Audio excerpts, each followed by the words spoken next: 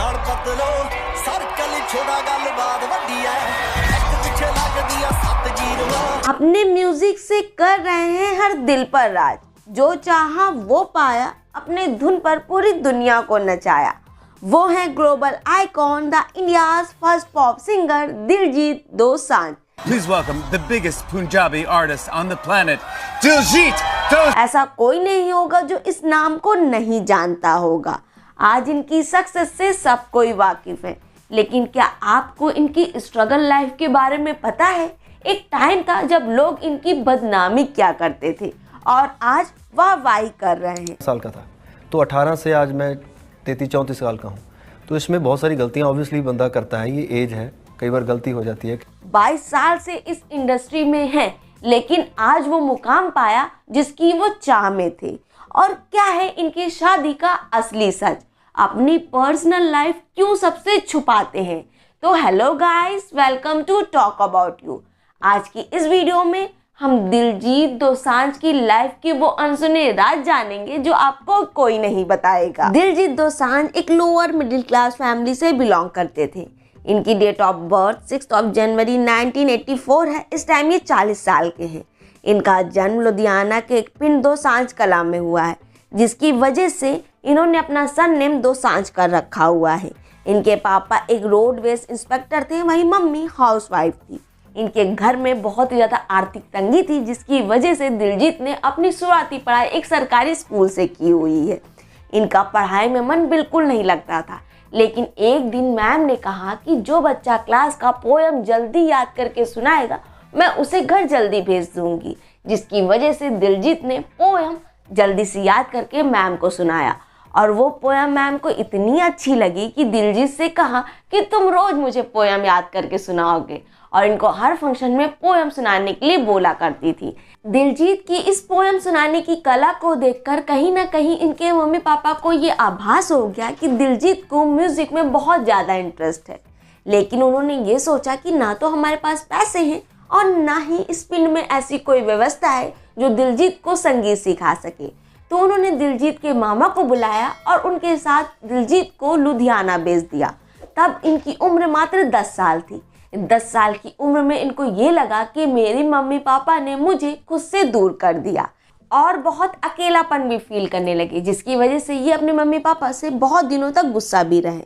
लेकिन इनके मामा ने इनको समझाया कि तुम यहाँ म्यूजिक सीखने आए हो। धीरे धीरे दिलजीत म्यूजिक सीखने लगे और इनका इंटरेस्ट दिन प्रतिदिन बढ़ता गया और म्यूजिक की दुनिया में खोने लगे। बड़े हुए तो ये शादी विवाह में गाने लगे। जब ये शादी विवाह में गाने लगे तो इनको लगा कि मुझे आगे बढ़ना चाहिए और एल्बम सॉन्ग करने चाहिए, लेकिन इन पे कोई भी पैसा लगाने के लिए तैयार नहीं था। इसी दौरान इनकी मुलाकात हुई पंजाब के म्यूजिक प्रोड्यूसर राजिंदर सिंह से, जिनसे दिलजीत ने कहा कि मैं म्यूजिक एल्बम करना चाहता हूँ। तब राजिंदर ने कहा कि कौन है जो तुम्हारे ऊपर पैसे लगाएगा? तो दिलजीत ने कहा कोई नहीं है, लेकिन राजिंदर ने कहा कि मैं तुम्हारे पर विश्वास करता हूँ और तुम पर पैसे लगाता हूँ, लेकिन तुमको अपना नाम दिलजीत से दिलजीत करना होगा। जी हाँ, आप सही सुन रहे हो, इनका असली नाम दिलजीत है, लेकिन प्रोड्यूसर जी के कहने पर इन्होंने अपना नाम दिलजीत कर लिया और बन गए आज इंडिया के द गोट दिलजीत दोसांझ। और फिर इन्होंने 18 साल की उम्र में अपना पहला एल्बम सॉन्ग किया, जो पूरी तरीके से फ्लॉप गया। फिर दूसरा एल्बम सॉन्ग किया, वो भी फ्लॉप गया। फिर इन्होंने थर्ड एल्बम सॉन्ग किया स्माइल, जो सुपर डुपर हिट गया। उस एल्बम सॉन्ग की वजह से इनको योयो हनी सिंह ने ऑफर दिया कि तुम मेरे साथ कोलैब करो। इन्होंने योयो हनी सिंह के साथ the next level album song collab किया, और वाकई में वो album song the next level था और सुपर डुपर हिट गया। और इसी सॉन्ग की वजह से इनको अपनी पहली फिल्म लॉयन ऑफ पंजाब मिली, जो सुपर डुपर हिट गई और इनकी एक्टिंग को भी बहुत ज़्यादा पसंद किया गया। इसके बाद इनकी किस्मत का तारा बहुत तेजी से चमका। इन्होंने कई एल्बम सॉन्ग किए जो लगातार सुपर डुपर हिट हो रहे थे, लेकिन अचानक से इनके ऊपर बहुत बड़ा काला साया आया।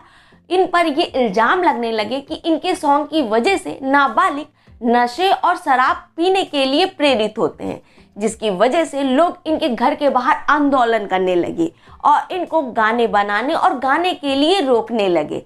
इनकी जगह जगह बदनामी होने लगी, इनको लोग बहुत बुरी नज़र से देखने लगे। इनकी करियर पे बहुत बड़ा ठेस पहुंचा। लेकिन इन्होंने हाथ जोड़कर सबसे माफ़ी मांगी। इन्होंने कहा कि अब मैं ऐसा कोई गाना नहीं बनाऊंगा जिससे नाबालिग या किसी पर भी बुरा असर पड़े। लेकिन फिर भी इनको कई साल तक काम नहीं मिला, लेकिन इनको जैसे तैसे एक फिल्म मिली उड़ता पंजाब, जिसमें इन्होंने अपने आप को साबित किया और इतना बेहतरीन एक्टिंग किया कि इनको फिल्म फेयर अवार्ड से सम्मानित किया गया। उसके बाद सारे काले साए छट गए और इनको फिर एक मूवी मिली चमकीला, जो बहुत ही ज़्यादा सुपर डुपर हिट गई और इनकी एक्टिंग की तारीफ तो शाहरुख खान ने कर दी। बोला कि तुम बहुत बेहतरीन एक्टिंग करते हो। मैं आपकी फिल्में देख चुका हूँ, मैं आपका बहुत बड़ा फैन हूँ और आप जो एक्टिंग करते हो वो एक्सट्रीमली वर्ल्ड क्लास। उसके बाद कनाडा के बिलबोर्ड में इनको फीचर किया गया और इन्होंने बॉर्न टू शाइन और पोर्ट जैसे सुपर डुपर हिट गाने बनाकर मानो म्यूजिक इंडस्ट्री में तहलका ही मचा दिया। लोग इनके गाने के बहुत ही ज्यादा दीवाने होने लगे। इनके कॉन्सर्ट का क्रेज तो आप लोग जानते ही हो। इनके कॉन्सर्ट की एक एक टिकट 54 लाख में बिक जाती है। इंडिया छोड़ो, इंडिया के बाहर भी इनके कॉन्सर्ट हाउसफुल जाते हैं। फॉरेनर सिंगर इनके ताल से ताल मिलाते हैं।